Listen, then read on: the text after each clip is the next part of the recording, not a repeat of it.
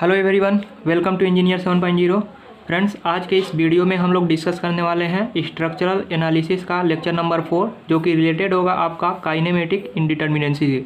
Friends, already हम लोगों ने 3 लेक्चर तक जो है कि डिस्कस किया था स्टैटिक इंडिटर्मिनेंसी क्या होता है और कैसे जो है कि ट्रस, फ्रेम या अलग अलग बीम जो भी होता है टाइप्स के, उसके static indeterminacy, external static indeterminacy, internal static indeterminacy क्या होते हैं, सारे चीज़ जो है कि हम लोगों ने 3 वीडियो में डिस्कस कर लिया है। अगर अभी तक आप लोगों ने उन वीडियो को नहीं देखा है तो प्लेलिस्ट में अवेलेबल है, आप जो कि उन वीडियो को ज़रूर देखें, क्योंकि एक लेक्चर जो है कि दूसरे लेक्चर से इंटरकनेक्टेड है। ओके, अगर कोई भी लेक्चर आप जो है कि मिस करते हैं तो जो लेक्चर नेक्स्ट वाला होगा वो आपको समझ में नहीं आने वाला है, क्योंकि जो स्ट्रक्चर एनालिसिस सब्जेक्ट है वो लेसन 1 से लेकर लास्ट लेसन तक जो है कि प्रत्येक यूनिट जो है कि एक दूसरे से इंटरकनेक्टेड है। ओके, तो चलिए फ्रेंड, हम आज के इस वीडियो में डिस्कस करते हैं काइनेमेटिक इंडिटर्मिनेंसी के बारे में।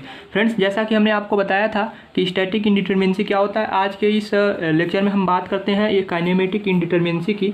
ऑलरेडी जो कि डिफिनीशन जो कि प्रीवियस लेक्चर में भी हमने बताया था, लेकिन फिर भी यहाँ पर हम जो है कि डिस्कस कर रहे हैं, तो एक बार अगेन जो है कि डिस्कस कर लेते हैं काइनेमेटिक इंडिटर्मिनेंसी होता क्या है। तो फ्रेंड्स, जैसा कि आप यहाँ पर देख पा रहे हैं, it is the number of unrestrained, आप यहाँ पर ध्यान दीजिएगा, जो number of unrestrained indeterminate independent displacement available at all joint, जो भी जॉइंट्स होता है उन सारे जो भी जॉइंट्स है उस पर कितने अनरिस्ट्रेंड इंडिपेंडेंट डिस्प्लेसमेंट हो रहा है। ओके, तो ये सारी चीज़ें जितना होगा उसकी नंबर ही क्या होता है, काइनेमेटिक इंडिटर्मिनेंसी। दूसरी टर्म में अगर बात करें तो it is directly related to the degree of freedom. Okay, तो चलिए हम डिग्री ऑफ फ्रीडम यानी कि कितनी जो है कि degree of number of freedom है, वही जो है कि काइनेमेटिक जो है कि इंडिटर्मिनेंट होता है। ओके, जैसे कि यहाँ पर एक एग्जांपल ले लें हम फिक्स्ड बीम के बारे में। तो फिक्स्ड बीम में जो डीके होता है यानी कि काइनेमेटिक इंडिटर्मिनेंस होता है वो 0 होता है। कैसे? तो चलिए यहाँ पर आप यहाँ पर देख पा रहे हैं कि अनरिस्ट्रेंड इंडिपेंडेंट डिस्प्लेसमेंट, इसी की संख्या यानी कि नंबर, तो कितना नंबर है, तो अनरिस्ट्रेंड अगर बात करेंगे तो यहाँ सारी चीज़ें रिस्ट्रेंड है। ओके, अनरिस्ट्रेंड कोई भी नहीं है। अगर बात करें यहाँ पर फिक्स्ड सपोर्ट है यहाँ पर, तो यहाँ पर देख रहे हैं एक्स डायरेक्शन में। ओके, जो मूवमेंट होगा, डिस्प्लेसमेंट होगा वो 0 होगा। ओके, कुछ ना कुछ जो है कि मूव कर पाएगा, क्या नहीं कर पाएगा, डिस्प्लेसमेंट होगा एक्स डायरेक्शन में, नहीं होगा। अगर वाई डायरेक्शन में बात करें, एक तरह से आप कह सकते हैं कि वाई डायरेक्शन में जो है कि डिफ्लेक्शन, तो क्या डिफ्लेक्शन सपोर्ट पर जो होता है, जो फिक्स्ड सपोर्ट होता है उसके सपोर्ट पर डिफ्लेक्शन क्या होता है, 0 ही होता है। ओके, यानी कि फिक्स्ड जो सपोर्ट होता है सपोर्ट पर 0 होता है, बट जो मैक्सिमम अगर आप यहाँ पर बेंड लोड लगाते हैं तो कुछ इस प्रकार से तो होता है, कुछ इस प्रकार से। ओके, तो जो सपोर्ट पॉइंट होता है उस पर जो है कि स्लोप और डिफ्लेक्शन दोनों का वैल्यू क्या होता है, 0 होता है। बट यहाँ पर एक्स डायरेक्शन की बात करें तो भी 0 होगा, वाई डायरेक्शन की बात करें तो भी 0 होगा, और स्लोप की बात करें तो भी 0 होगा, यानी कि सब 0 होगा। ओके, कोई भी यहाँ पर जो है कि मूवमेंट नहीं हो पाएगा, कोई भी डिस्प्लेसमेंट नहीं होगा। ओके, तो अनरिस्ट्रेंड इंडिपेंडेंट जो है कि डिस्प्लेसमेंट हो रहा है, यानी कि यहाँ पर 0 हो रहा है, इस सपोर्ट पर भी सब फिक्स है तो यहाँ पर भी 0, यानी कि कोई भी नहीं हो रहा है मूवमेंट। इस कारण से काइनेमेटिक जो इंडिटर्मिनेंसी का वैल्यू होगा 0 होगा। ओके, फ्रीली सिंपल सी भाषा में अगर समझें तो फ्रीली जो सपोर्ट है आप कह सकते हैं कि कितने डायरेक्शन में मूव कर सकता है। तो क्या वाई डायरेक्शन में मूव कर सकता है, नहीं कर सकता है, एक्स डायरेक्शन में नहीं, बेंड नहीं, कुछ भी नहीं हो सकता है। बट यहाँ पर अगर आप फ्री कांटिलीवर बीम का देखें तो एक पर तो वही सेम फिक्स्ड सपोर्ट है,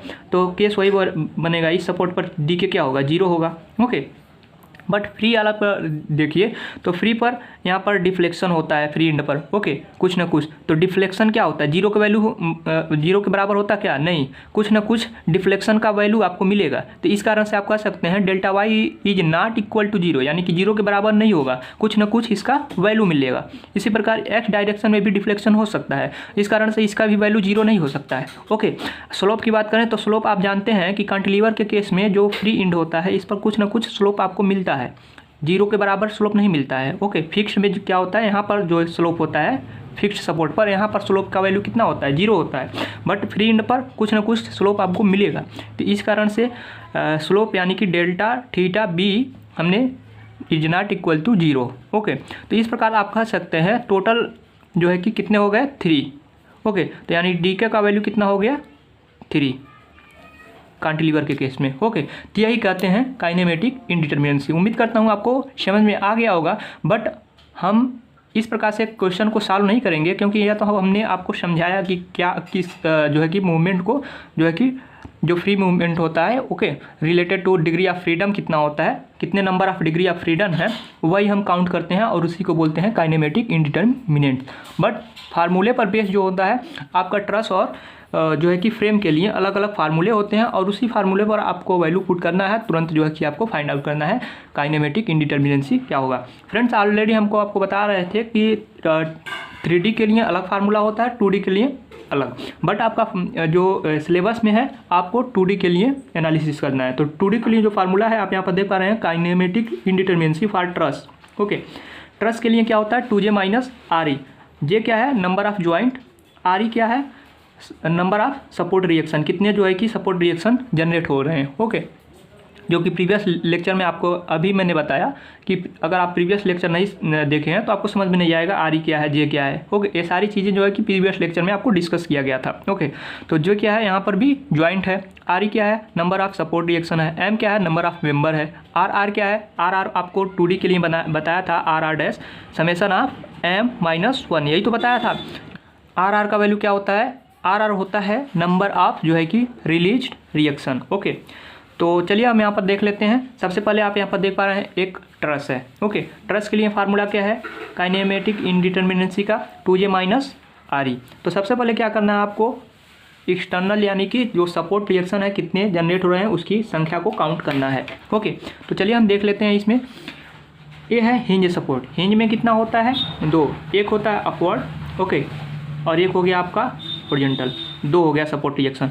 ओके, दूसरा वर्टिकल केवल, यानी कि टोटल सपोर्ट रिएक्शन की संख्या कितना हो गया जो है कि 3, और इसका फार्मूला क्या है DK equal to 2J minus RE। J क्या है ज्वाइंट, 2 इंटू ज्वाइंट की संख्या कितना है 1 2 3 4 5 6 7 8, 8 ज्वाइंट है, 8 यहाँ पर वैल्यू पुट कर दिए। नंबर ऑफ सपोर्ट रिएक्शन कितने आए हैं 2 यहाँ पर और 1 3। यहाँ से आप कैलकुलेशन करेंगे कितना आएगा वैल्यू 13। ओके, तो ये हो गया आपका आंसर, यानी कि डी के का वैल्यू काइनेमेटिक इंडिटरमिनेंसी का वैल्यू कितना हो गया आपको मिल गया 13। इसी प्रकार फ्रेम के लिए देख लेते हैं।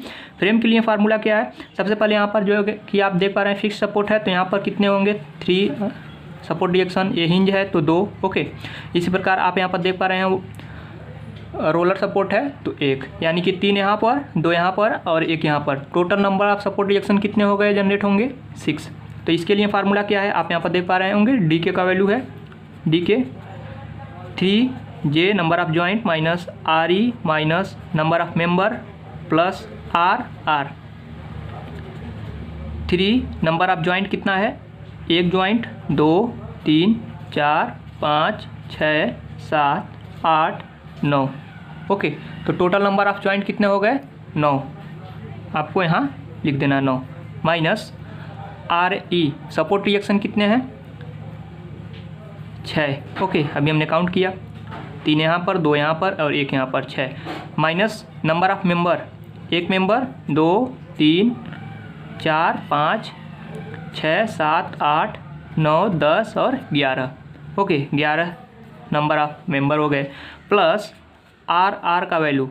RR का वैल्यू तब हम काउंट करते हैं जब जो है कि किसी भी मेंबर पर जो है कि इंटरनल कोई ना कोई रोलर लगा हुआ। ओके, तो यहाँ पर आप देख पा रहे हैं कोई भी इंटरनल रोलर नहीं लगा हुआ है, तो इस कारण से RR का वैल्यू यहाँ पर क्या होगा 0। ओके, तो टोटल कितना हो जाएगा, कैलकुलेशन करेंगे आप इसका, तो आप जब कैलकुलेट करेंगे इसको तो वैल्यू आपका निकल के आएगा 10। ओके, 9 3 27 और 11 और 6 17, 27 में से 17 निकल जाएगा तो 10 आपका मिलेगा DK का वैल्यू। ओके, तो इस प्रकार से आप इसे कैलकुलेट कर सकते हैं। नेक्स्ट है आपका यहाँ पर देख पा रहे होंगे अलग टाइप्स का क्वेश्चन है, इस कारण से हमने लाया इसको। तो आप यहाँ पर देख पा रहे हैं एक फ्रेम है, काफ़ी आप इजीली सोच रहे होंगे कि ये काफ़ी आसान है, बट यहाँ पर आपका गलत होने के चांसेस हैं, इस कारण से हमने इस क्वेश्चन को जो है कि इंक्लूड किया। तो सबसे पहले रोलर सपोर्ट है, यहाँ पर एक जो है कि सपोर्ट रिएक्शन निकलेगा, यहाँ पर 2। ओके, ये आपको ने कैलकुलेट कर लिया, टोटल सपोर्ट रिएक्शन 3। ओके, अब यहाँ पर देख पा रहे हैं डबल रोलर है। डबल रोलर के केस में यहाँ पर यानी कि ज्वाइंट है तो आर का वैल्यू हमें कैलकुलेट करना है। यहाँ पर कितना आएगा 2। डबल रोलर के केस में 2, जो है कि अगर यहाँ पर डबल रोलर ऐसे दिया हो तो आपको कैलकुलेशन में आर का वैल्यू 2 लेना है। अब सीधी सी बात अगर समझने चाहते हैं कहीं वो 2 आता है तो मान लीजिए यहाँ पर कोई सपोर्ट ही है। ओके, सपोर्ट ही है तो एक मेंबर ये हो गया और एक मेंबर ये हो गया, तो 2 मेंबर हुए। तो अगर आप समेसन यहाँ पर जैसा हमने बताया था आर का वैल्यू जो यहाँ पर निकाल रहे थे समेसन m-1 से, तो m का प्लेस पर जो है कि 2 रखेंगे -1, इसका वैल्यू 1 निकलेगा। इसी प्रकार जो सपोर्ट है तो इधर वाला भी मेंबर एक आया है और ये मेंबर हो गया, तो इस पर इधर भी 2 मेंबर हो गए, तो इसके लिए निकालेंगे तो 1 मिल जाएगा। टोटल कितना आएगा 2 ही आएगा। ओके, तो इस कारण से यहाँ पर आप याद रखिएगा डबल रोलर के केस में 2 यानी कि वैल्यू आएगा इंटरनल रोलर। ओके, तो चलिए हम इसको देख लेते हैं।